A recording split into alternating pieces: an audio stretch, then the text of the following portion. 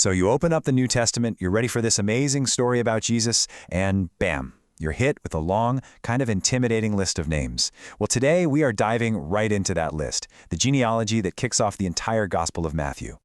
And let's be real, a list of who begot who can feel a little dry.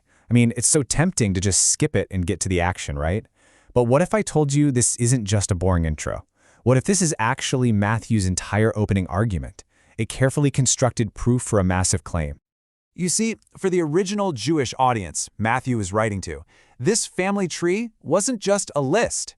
It was a powerful, rock-solid legal document.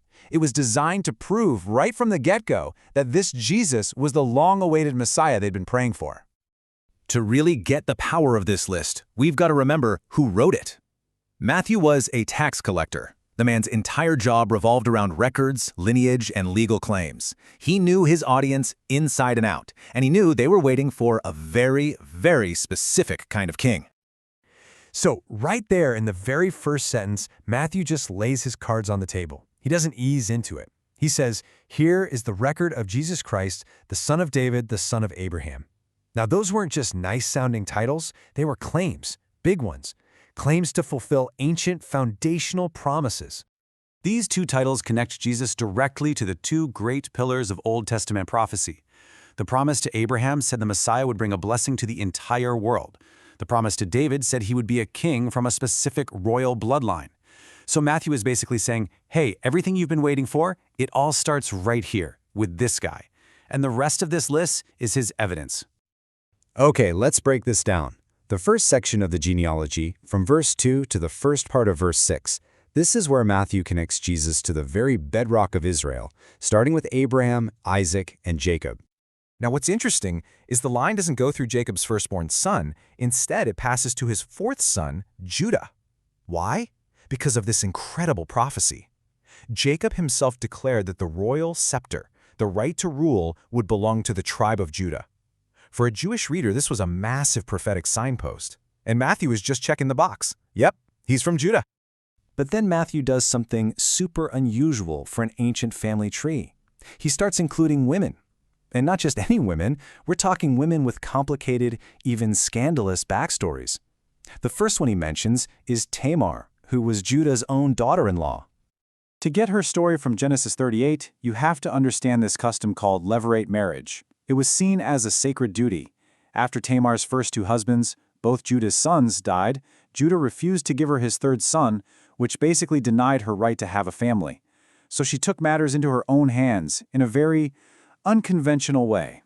And even though her methods were pretty shocking, Judah himself admits, she has been more righteous than I. He knew she was in the right. She was fighting for her rightful place in the covenant family. By putting her in the list, Matthew is showing that God's plan has a way of working through some really messy human situations to get to a righteous end. And Tamar is not alone. Matthew also includes Rahab, a Canaanite from Jericho, Ruth, a woman from Moab, and Bathsheba, who he specifically identifies by her marriage to Uriah the Hittite. It's so clear what he's doing. From the very beginning, Matthew is signaling to his audience that God's plan for the Messiah was never just about one nation. It has always included outsiders. This brings us to the second major section of the list. It kicks off with the great King David and traces the royal line all the way to the Babylonian exile.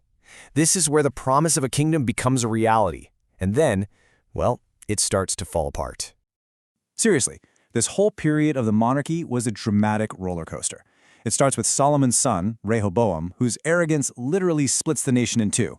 And from there, you see this incredible pattern. You have righteous kings like Asa and Hezekiah who try to follow God, but they're followed by wicked kings like Ahaz, who lead the whole nation into idolatry.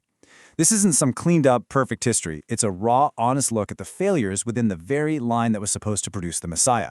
It shows that the promise depended on God's faithfulness, not on human perfection. Now, right around verse 8, something interesting happens. If you were to compare Matthew's list to the historical record in the Old Testament, you'd notice, hey, he left out 3 kings. Did he make a mistake? Nope. Not at all. This was actually a common and intentional practice in ancient genealogies. And you see, the Greek word for begat that's used here can mean a direct father, or it can just mean was the ancestor of. Matthew wasn't trying to give a 23andMe historically exhaustive record.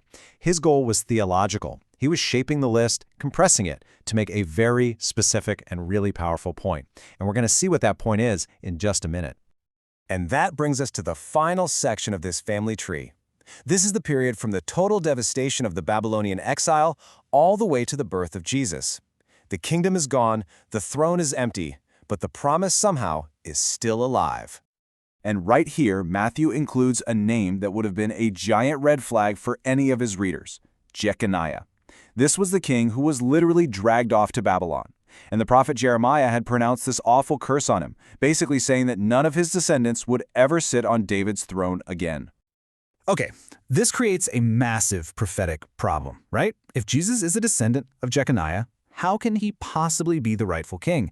It looks like a total contradiction, but Matthew puts him in the list on purpose because he's got this absolutely brilliant solution. And here is Matthew's brilliant fix. Joseph, as a descendant of Jeconiah, gives Jesus the legal claim to the throne of David.